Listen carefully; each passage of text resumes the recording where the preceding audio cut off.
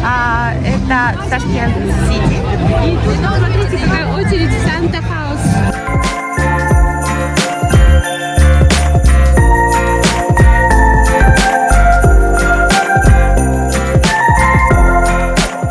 Мы приехали на площадь, я так понимаю. Одно из центральных мест в Ташкенте. Очень красиво. Видимо, летом здесь работают фонтаны еще вдвойне красивее, но зато много, наверное, туристов и людей. А сейчас, когда нет сезона туристов, здесь тишина и никого нет. Декабря. Живые цветы цветут в Ташкенте. Как бы и не так уж жарко, но цветы выживают. Так что, оказывается, такое возможно.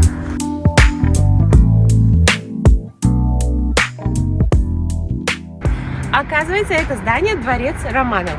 Не знаю точно какого года, нужно посмотреть в интернете, но мы набрели в центре, в самом центре, напротив площади Независимости, находится, расположен этот дворец. Ташкентское метро считается одним из самых красивых из всех метро мира, входит в топ. И вот сейчас мы хотим убедиться, специально спустились.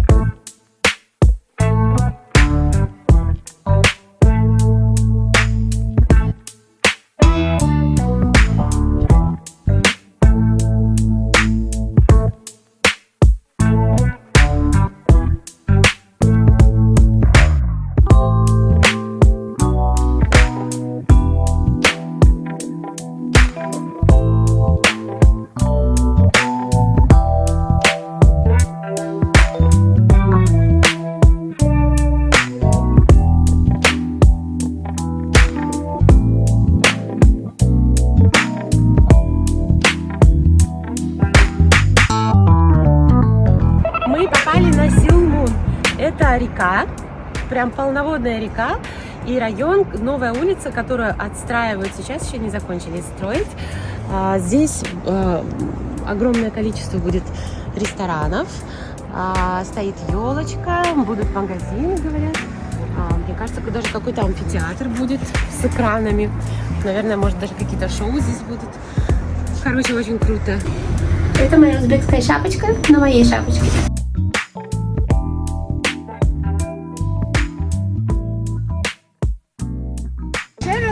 Доктор Батсон отправились куда-то, непонятно, после сытого ужина и бутылки хорошего вина.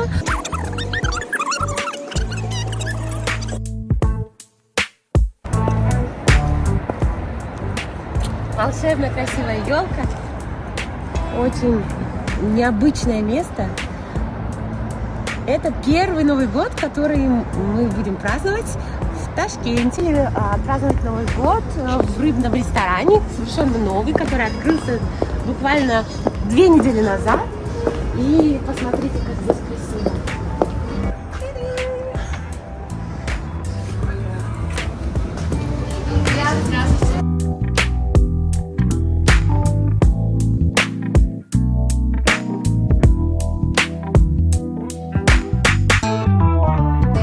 Мы будем праздновать этот Новый год, незабываемый в ресторане «Рыбалав» в Узбекистане, в городе Ташкент, в новом месте, на новой улице. Такой у нас крутой официант.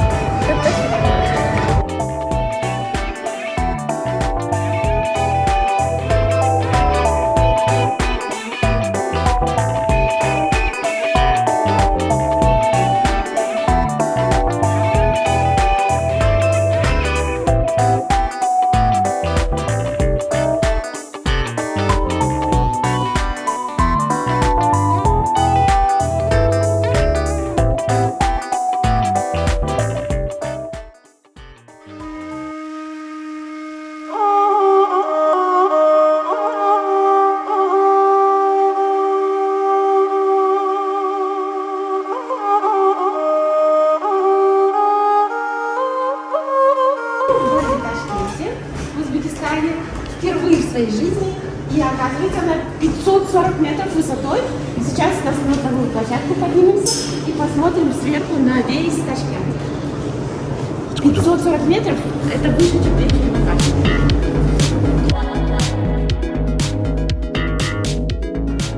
Мы находимся официально на 8-м этаже телебашни, но на самом деле, мне кажется, это на крыше небоскреба. 8-й этаж – это по местным меркам. И мы только что поняли, что ресторан движется. Это Римский католический собор. Находится он достаточно далеко от центра города, почти на окраине.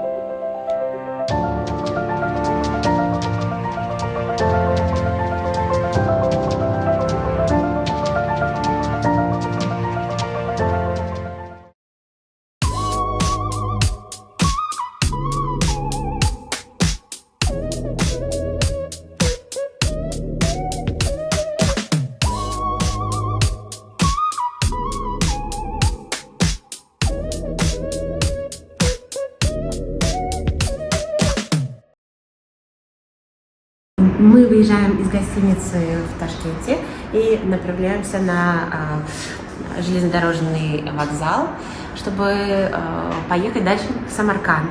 И представляете, оказывается, есть два разных железнодорожных вокзала. Хорошо, что мы сейчас узнали об этом при выезде в гостинице. Один находится недалеко от нас, второй находится в другом конце города. Так вот, наш оказывается в другом конце города. Будьте осторожны перед тем, как выезжать, планируйте время, потому что их оказывается два в городе. Чтобы люди вот так были, друг другу добрые были, уважали. Этому у нас религия такая, понимаете? Я хочу заплакать, потому что такие люди добрые, все, кого встречали за 3 дня в Ташкенте.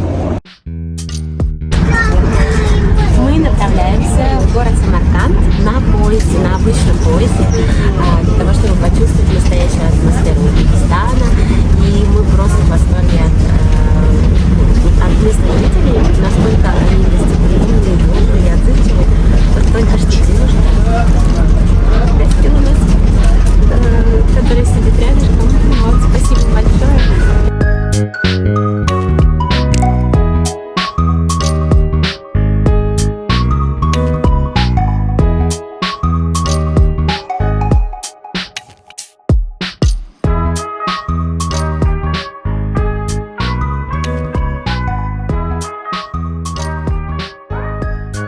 Наконец мы прибыли в город Самарканд. Смотрите, какой красивый железнодорожный вокзал. Очень красиво сделано. Мне кажется, это уже современный, из советских времен. Круто. Так что пожелайте им удачи, смотрите дальше наши путешествия в Самарканде. Пошли.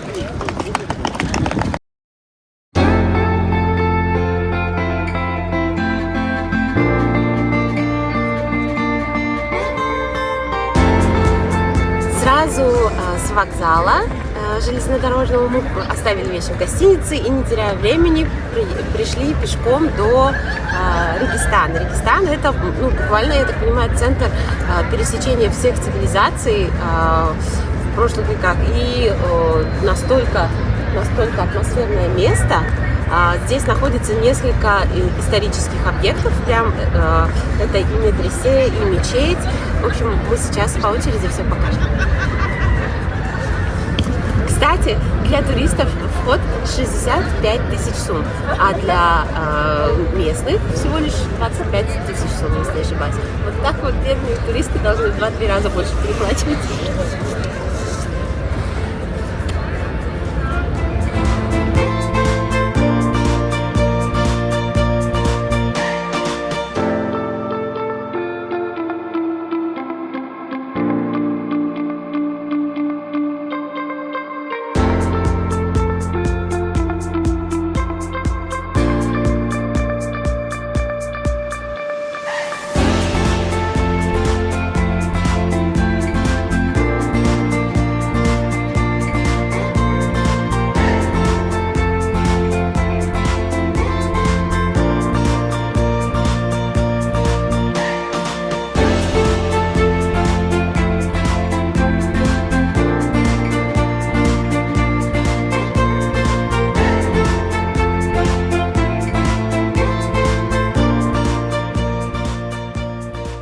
одно из важных зданий Регистана – это медресе. И на медресе нарисованы два тигра и 2 оленя.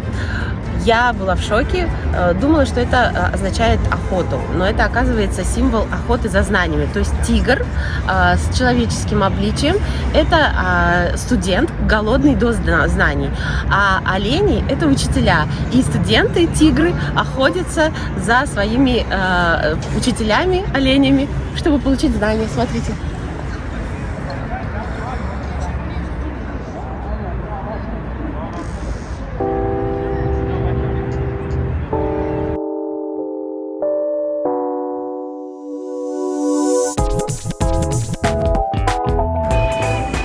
Оказывается, вся керамика и краска, которая используется, она не химическая, а натуральная.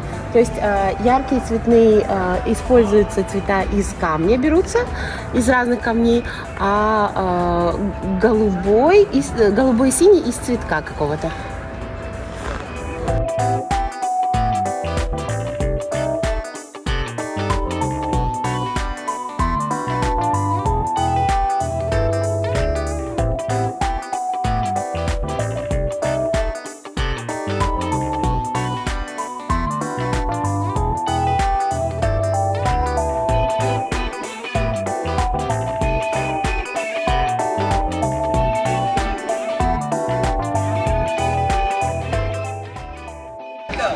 Мы приехали в Самарканд и, прогулявшись по городу, решили направиться в Самарканд-Сити. Точно такой же, как Ташкент-Сити, но с достопримечательностями, как обещают, всеми собранными в одном месте, миниатюрные, да, скажем так, копии достопримечательностей всего Узбекистана. В предвкушении уже снаружи очень красиво.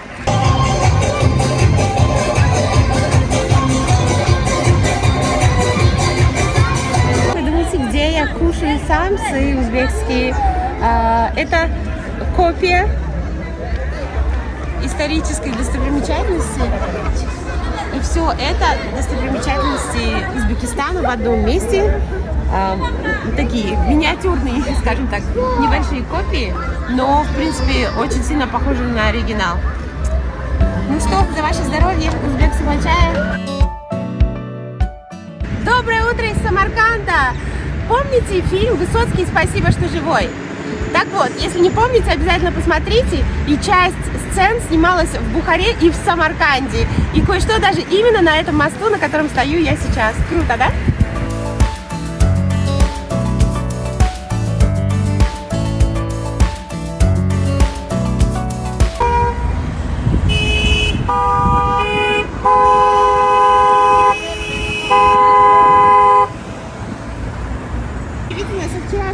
Вечера мы не можем нормально перейти дорогу, потому что какой-то бардак творится в Самарканде, светофор все время показывает красный с вчерашнего вечера, зеленый вообще не показывает на этой центральной улице, и мы вот переходим улицу просто вот непонятно как.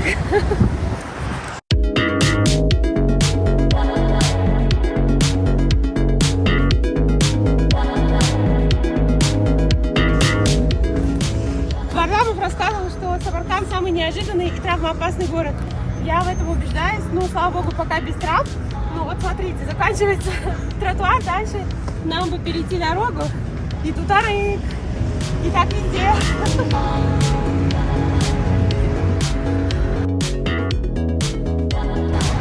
Мы приехали отведать самаркандский настоящий плов, потому что все таксисты хвалили его. Вот, поэтому мы не можем упустить такую возможность. Его, оказывается, готовят только днем с 11:30 до 2-3 часов. И к 3 часам уже вот заканчивается, что нужно приходить заранее. Вечером такой плов особенный не найдешь нигде. Поэтому мы специально приехали через весь город, в другой конец города, за этим пловом. Сейчас пойдем пробовать.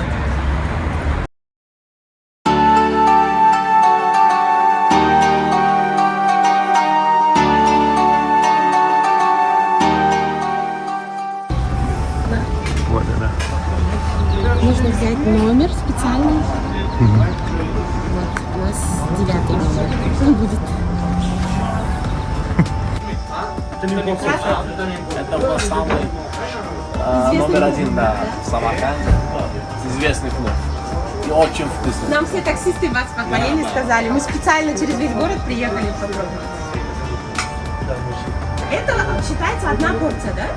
Да, разные. Кто кем как скажет по заказу, они сделают. Да?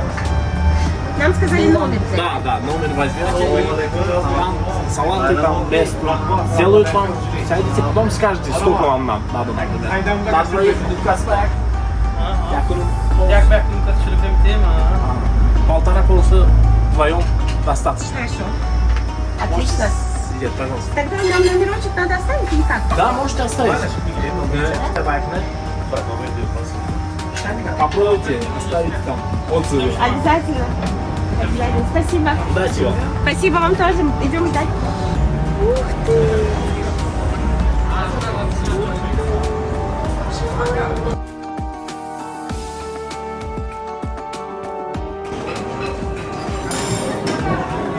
Предвкушение. Вот мы дождались наконец настоящий самаркандский плов. Так, тут желтая морковочка, нут, перец острый, мясо, рис и, наверное, курдючный жир, мне кажется. Вот, к нему подается айран с зеленью, чай, редиска, кстати, везде подается вместе или с айраном, или с каймаком. Здесь соленые соленья и вот такая самаркандская горячая лепешка. Необычная, другая. Пробуем. Приятного нам аппетита.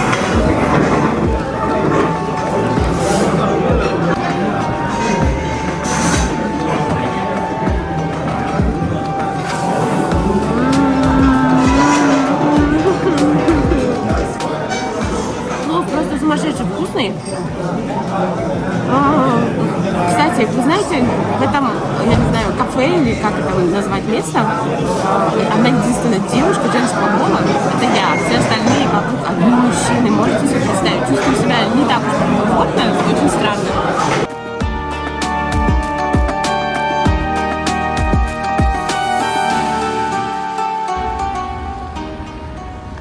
Кстати, вот эта машинка маленькая, что проехала, они по всему городу Самарканду. Это, оказывается, местные маршруточки, и всего на 3 человека. Можно поместиться, больше туда не влазит. Мы каждый день пользуемся такси в Узбекистане, в Ташкенте и в Самарканде сейчас. И таксисты очень добрые, вежливые, гостеприимные. И постоянно нам советуют, нужно сходить туда, нужно попробовать покушать это. Всегда помогает, старается, нам очень приятно, прям классные таксисты у вас.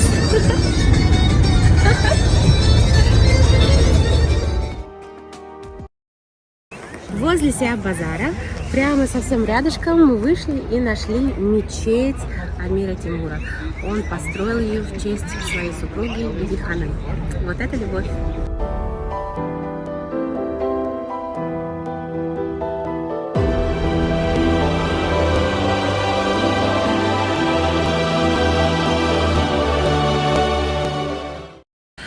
Варламов, блогер, вдохновил меня.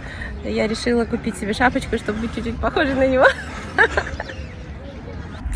Представляете, этот мавзолей был построен Амиром Тимуром в честь своей супруги Биби Ханум. Собственно говоря, здесь она похоронена. Ох, а еще вы знали о том, что тот, кто построил Тадж-Махал, он является родственником Амира Тимура и также построил Тадж-Махал для своей супруги. Вот они гены, мужчины, учитесь.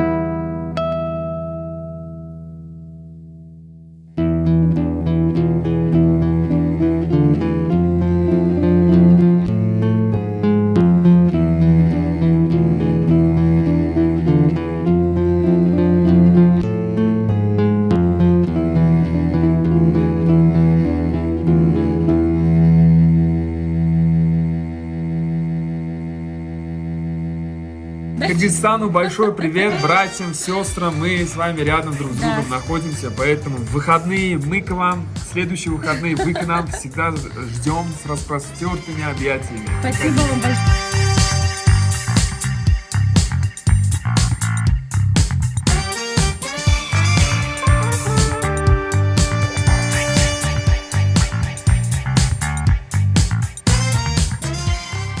Я думаю, телефон звонит у меня в кармане. Оказывается, нечаянно Дада Джона телефон перепутала, забрала.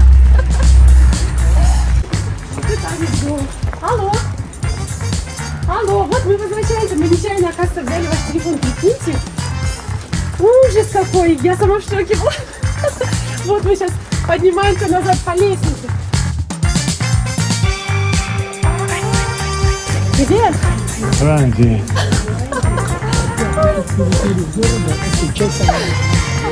Я думаю, что у меня в кармане сдвинул? Я перепутала ваш телефон. Слава богу, что это вот свои оказались. Простите. У меня давно такого не было. Чтобы максимально расстроиться и максимально обрадоваться. У меня скачок эндорфина, дофамина, серотонина случился. Я такая Хану говорю, твой телефон звонит. Он такой, нет, мой телефон у меня. Я такая, чей тогда телефон? Потом достаю чехол какой-то левый. Что-то не то, да?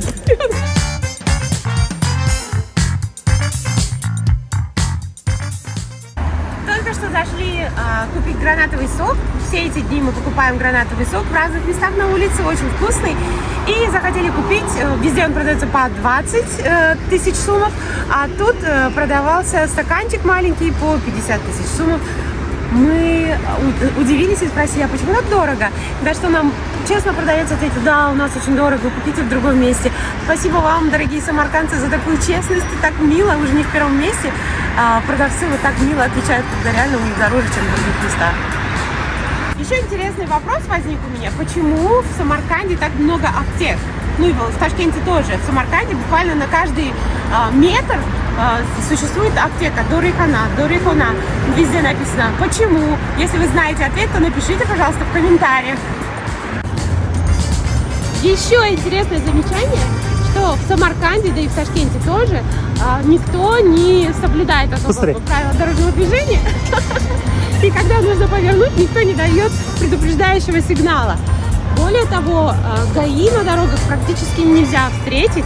К примеру, у нас в Кыргызстане представители ГАИ очень часто, да, бывает.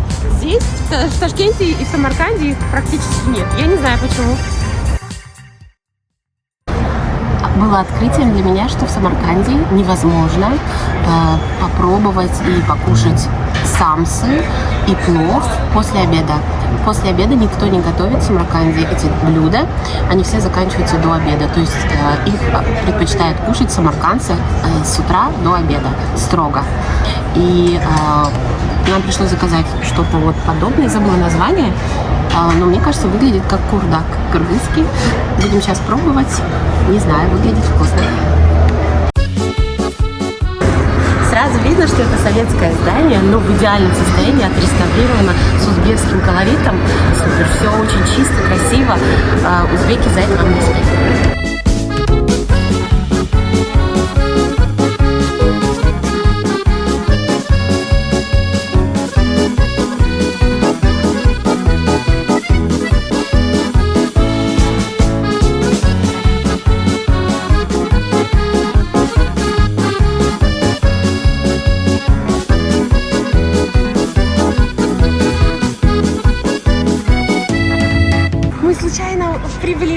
Мы приехали в Бухару и случайно встретили парочку, которые женятся.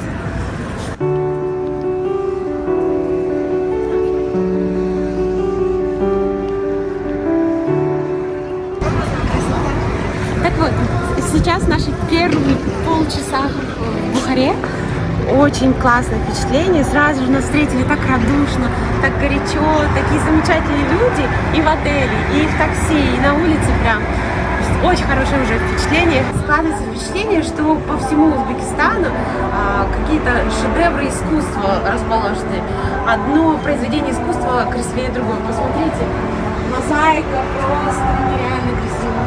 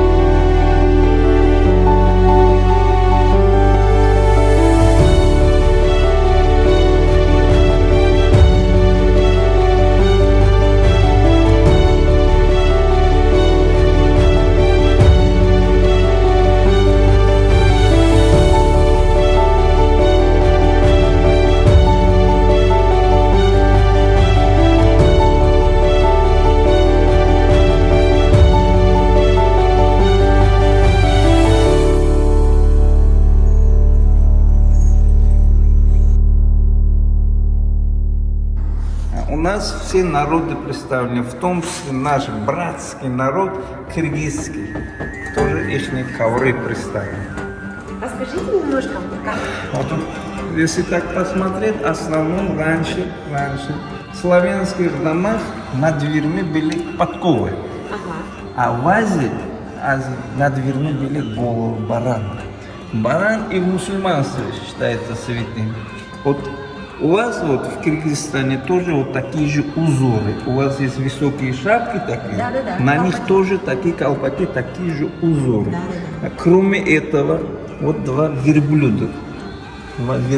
Очень редко животные изображают на коврах два верблюда. Почему? Потому что Киргизстан тоже находится в Великом Шелковом пути. Кроме этого, вот здесь разные идолы и тангрианство, знак Н, это знак тангрианства. Идолы показывают. Ух ты, да. Видите? Как у нас в Узбекистане и в Кыргызстане тоже раньше было и тангрианство, и идолопоклонство. Вот это мы все сохранили.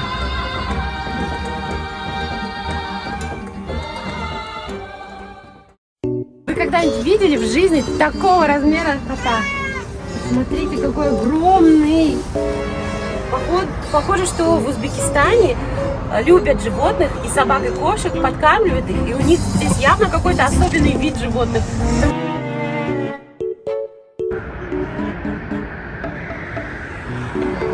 Очень красивые резные двери, но у меня вопрос, на второй этаж как заходят?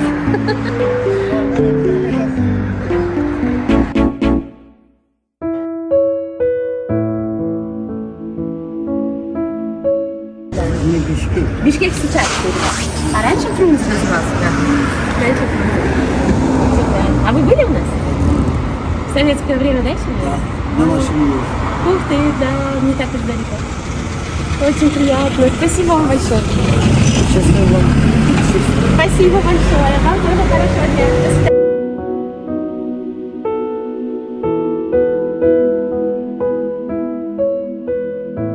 Сегодня наш завершающий день путешествия по Узбекистану, и мы все еще в Бухаре.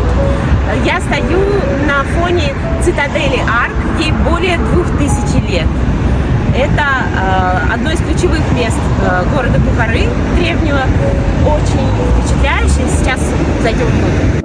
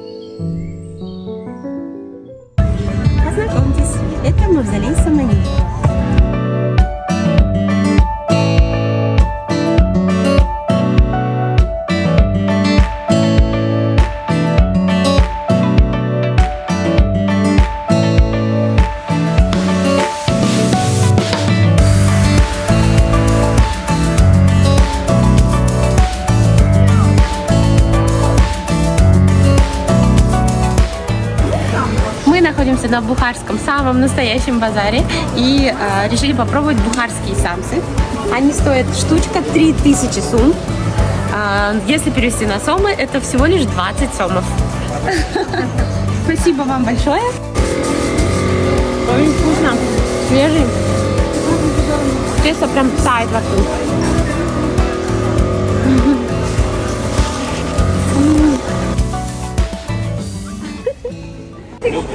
Мы сейчас на одном из крупных базаров Бухары, и очевидно, что во всех тюркоязычных странах, во всех странах Востока культура базара настолько высока, и все как бы привыкли уже к тому, что должен быть базар, должна быть система купли-продажи и принцип торговаться.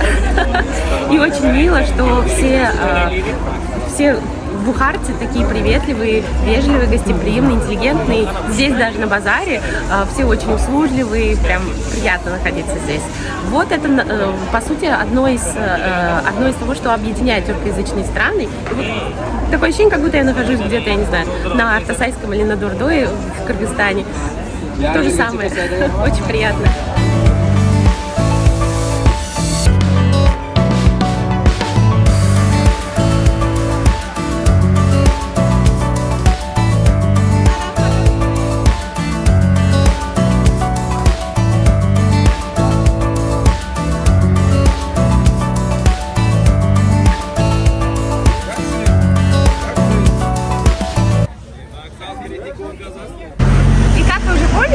Мне очень нравится, приезжая в чужую, новую для меня страну, мне хочется узнать, как живут люди здесь по-настоящему. Не просто в туристической картинке, которую обычно хотят показывать все своим посетителям, своим туристам, а именно изнутри. И поэтому для того, чтобы узнать реальную жизнь, реальный уровень жизни страны, хочется всегда прийти в самое, что ни на есть, ядро жизни. И это на Востоке обязательно базар.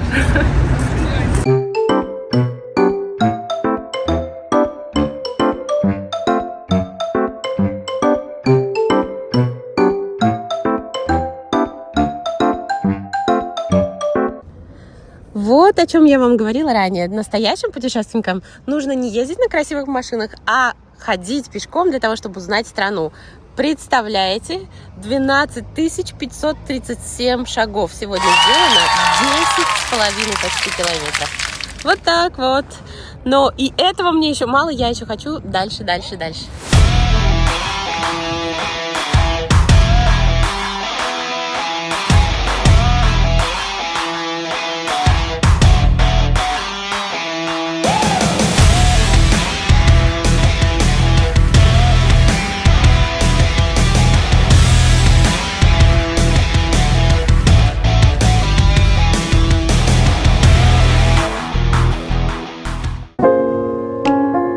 Это были незабываемые 8 дней в Узбекистане. Спасибо городу Ташкент, Самарканд и Бухара за невероятное гостеприимство. Люди настолько отзывчивые и добрые. Кухня какая вкусная. Столько красивых исторических мест. В общем, впечатлений, я думаю, еще на длительное время останется. Очень хочу вернуться сюда в теплое время. И спасибо Узбекистан, чтобы вернуться. Обычно оставляет монеточку. Оставляю сомик, чтобы вернуться снова в Узбекистан.